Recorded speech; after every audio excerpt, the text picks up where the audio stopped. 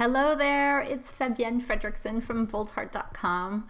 One of our Bold Heart business members asked me a question just recently about wanting to really expand her business and realizing that she needs to, get some team members in order to work with more and more clients, but she fears the losing that connection, losing the essence of who she is in her business. And she shared with me that it's holding her back on really putting the pedal to the metal in terms of business growth. And here's what I shared with her that had her realize that she can absolutely grow, to 10K a month or even 100K a month by doing what I'm about to tell her. And I hope that you find it useful as well. So if you want to get to 100K a month or, into the seven figures, the $1 million business, you do need to bring more team members. You need to leverage your team so you can leverage your time, etc. And part of that means that if you're not really being strategic about who you hire, you might dilute the brand. You might just lose that touch and that essence. So what we've been teaching for many years to our Leverage Track members, getting to seven figures, is to hire very strategically. Hire people who are similar to you, similar energy. And first, you need to get clear on what are some non-negotiables in terms of your values as the person who is running the business. Yes, we are looking to turn you from an individual run company, like a company run based on an individual, a person, to a process-driven company, right? Everything runs on processes. But you cannot lose the essence of who you are because it trickles down from the top. So getting super clear on what matters to you as the business owner is absolutely crucial here. What matters is your values, what you stand for, and what you want every single person in your organization, in your company, to stand for. Now, you may not be yet ready to get to seven figures, but maybe you're looking to hire your first part-time virtual assistant or somebody to help you in your business. This is still applicable for you now. In fact, it will get you to the next level if you fully implement it. So getting clear, I'll share my 5 company values with you. It's a little personal, but I hope that perhaps it will help you think of yours. So number 1, and we do everything through our company values. Basically, everybody in my company is meant to be an extension of me, right? An extension of my brand in the world. So top company value is always improving. My personal value in life, other than love and connection, which comes next, is growth. I'm always looking at how can I improve things, add more and more value to our programs without charging more. How can we always improve the content, the customer client experience, etc. So always improving, positive and loving. If we hired somebody in our company that wasn't positive and loving, they would not even last 1 week. The other team members probably request to have them leave, which has happened in the past.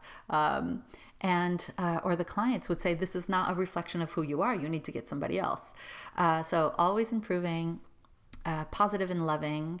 The third is above and beyond. Every team member goes above and beyond. I'm willing to go above and beyond. It's just one of the things that we do, not just for each other on the team here at Bold Heart, but just with our members. We take really good care of them by going above and beyond whenever we can. The next is own it. And I believe in personal responsibility. I'm allergic to entitlement, and if you want to work in my company, you must own it. You must be intrapreneurial, an entrepreneur that has almost her own business within my company. So you own it. The buck stops with you. You take personal responsibility. You do your business as if it was your business. And the 5th one is called speak up. And that's because I don't really love passive aggressive behavior. And so if there's something that you want to say, positive or negative, like speak up. I cannot read your mind. And the reason why I share these with you is so that perhaps it can start triggering some thoughts. I started with 3 And then I went to 4, and then I changed some of them. I changed the words, and then I added a 5th one. And the reason why I share, again, all this with you is so you can start thinking about what is the essence of your brand? What is the essence of who you are? And how can you use that to bring on people who are an extension of you? So as you get bigger and bigger, there's still that essence. It's very clear when somebody walks into a Bold Heart room as opposed to any other room, they feel the always improving, they feel the love and the positivity, et cetera, et cetera, et cetera. So how do you then figure out how to hire people with that? Well, once you're clear, you put it in your job description. Okay, it should be right there from the get-go. Number 2, during the actual interview, you talk about your 5 values, and you can even interview based on the 5 values. Tell me in your last position how you were always improving. Give me specific examples of how you were positive and loving, et cetera, et cetera, et cetera, et cetera. And if they're hard pressed to give you an answer, maybe that's just not the right person. And then once they're in, you train them. When you're doing orientation and you're training them, you train them how to be the 5 things even more. And finally, at least this is what we do in my company, is that we have quarterly team meetings, and there's a portion of the day where we give shout outs to people. And it'll go something like this.